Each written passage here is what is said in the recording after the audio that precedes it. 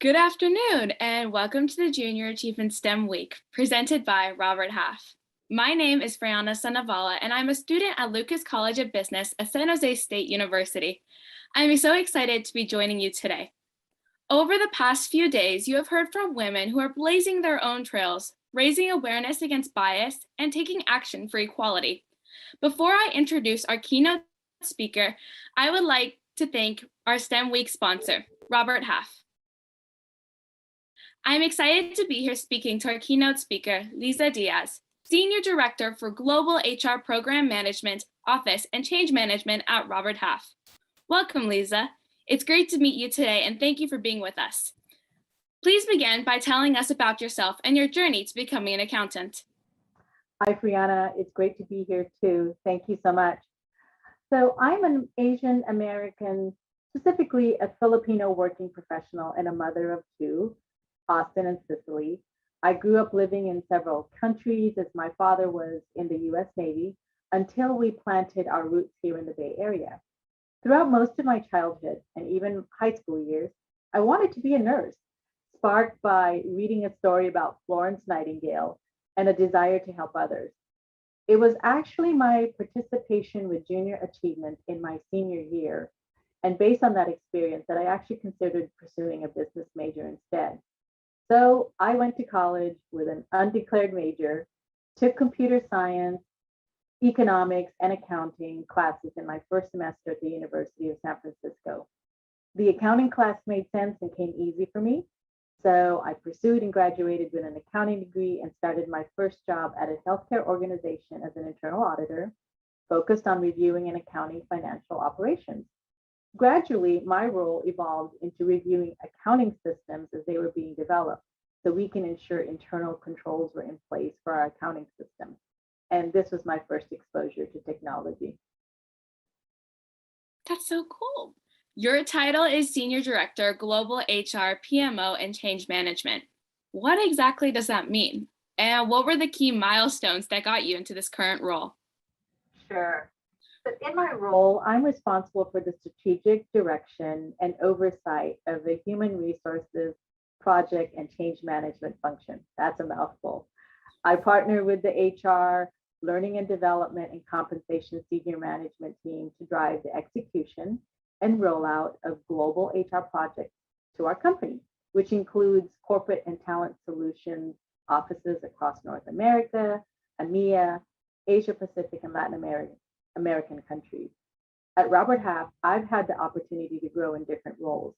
I've held leadership roles in accounting operations, partnered with our executive leadership team to establish new lines of business, led global business transformation initiatives, such as the rollout of Salesforce CRM to our US, Canada, and Latin American offices.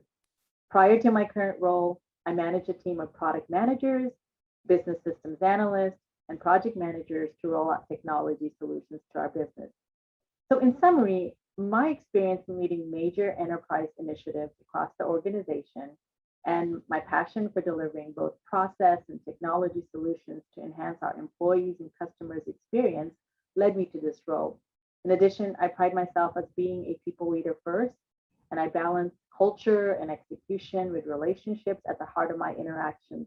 And this is why I'm a strong advocate for helping lead others through change. And this is the reason why I'm currently in this role. What future do you see in the job market for STEM careers? Like, what trends do you see developing over the next few years? I think it's an exciting time for all of us. The whole world is digitally transforming. Everything we do has a technology component to it. I believe there will continue to be an increased focus on AI, robotics, biotechnology. It was shared with me that at a recent CSO of Future Info Security Summit, they discussed the talent gap in cybersecurity. So one thing that was discussed by the panelists was the need to get more students, high school and college, interested in the technology field. Across IT fields, there's a great demand for talent, but it's challenging to find the skilled professionals. And leaders are looking at other ways to help build a pipeline of tech talent. If it's okay with you, I'd like to share some stats from a recent survey of more than Absolutely. 1,500 tech leaders. 89% Knowing, of, yes, 89% of technology leaders are willing to hire IT candidates from technical programs. To build a pipeline for more advanced senior technical roles, technology leaders are actually investing and participating in upskilling programs from third parties or technology companies like Microsoft, AWS, and Oracle. They're actually also subsidizing costs for IT certifications and trainings for entry and or junior level talent, and really spending and investing in internal programs to upskill entry and junior level talent.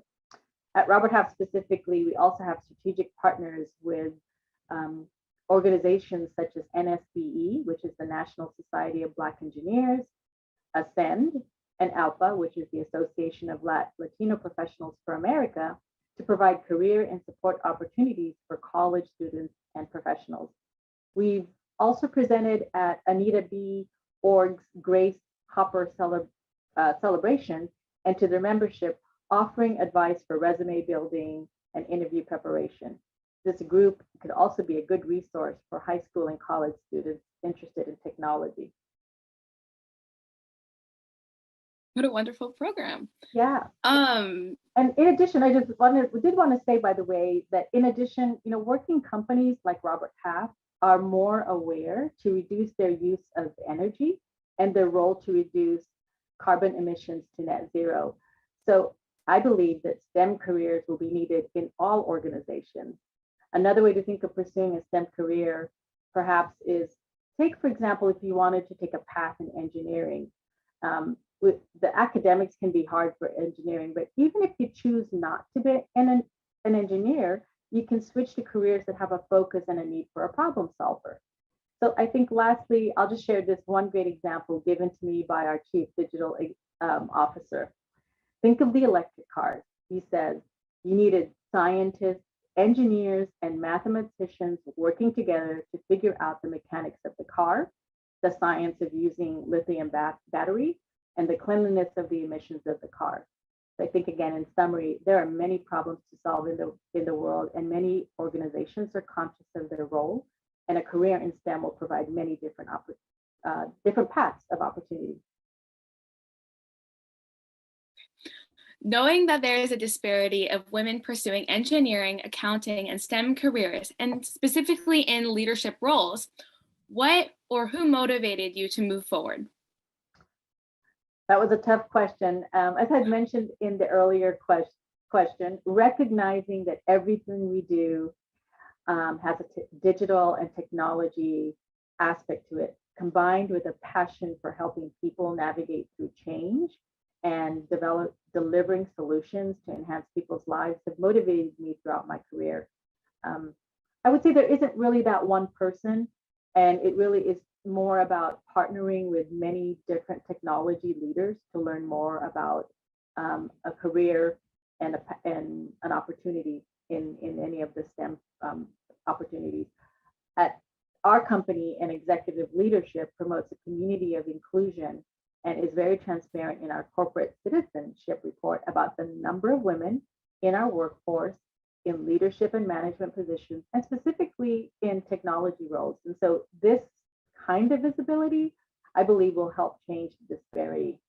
So, and in addition, Robert Half and Protiviti also have a human rights policy, a code of business conduct and ethics, and equal employment opportunity policy that applies to all of our global offices to support a safe and positive workplace for our employees.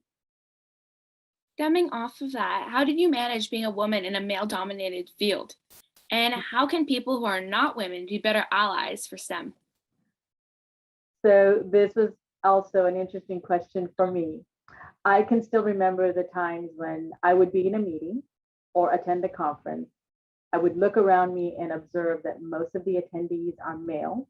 And in my specific experience, there were not very many women. And if there were certainly not many minority women in this space as well. But I believe that this is where having the military life upbringing came to play for me. I was very comfortable in meeting new people and being in new places. And I used this to help build my confidence. And in addition, I partnered with many of the male leaders and asked for their help actually to teach me about technology. There was a joke usually when I was talking to some of my male counterparts. I am very visual. And so whenever they were talking about technology, sometimes I wasn't very familiar with all of the jargon and the most recent trends. And so I'll tell them and ask them, could you please draw a chart? Can you please show me a visual? And that's kind of what helped me. So again, it's partnering with the leaders around you, whether it be male or female, asking for help, recognizing where you have that opportunity to learn from them. It still happens that women are a minority in this space. And I think in Robert Half, especially most recently, we've been really focusing on culture, diversity, and inclusion. And I do believe and observe that the culture has changed and the lines are more blurred. And in the early days, I had to prove that I belonged. In fact, I recently spoke to some other women in our company who had to do something very similar. But again, more and more of us are finding that those lines are blurred. And so I think that just the continued partnership across the organization and others will help to make us be better allies for each other. Last but not least, what is one piece of advice that has impacted your career in STEM as a woman? So if my advice is to be courageous, to follow your passion. And as I mentioned earlier, more and more those barriers are artificial. If anything, I think we as women are probably putting those barriers. But we have to remember that, yes, we are different. There are different genders, but we are still equals. Believe that we are equals and that we own our passion, our skills, and know that we do have a seat at the table. Thank you, Lisa, for taking the time out of your day to be with us today and share your story with our students. This has been a fantastic STEM week, and I'm so glad you were all able to attend. Women's History Month is the entire month of March, so please continue to celebrate our accomplishments, live our dreams, and be a trailblazer. We look forward to doing this again next year, hopefully in person. Enjoy the rest of your day.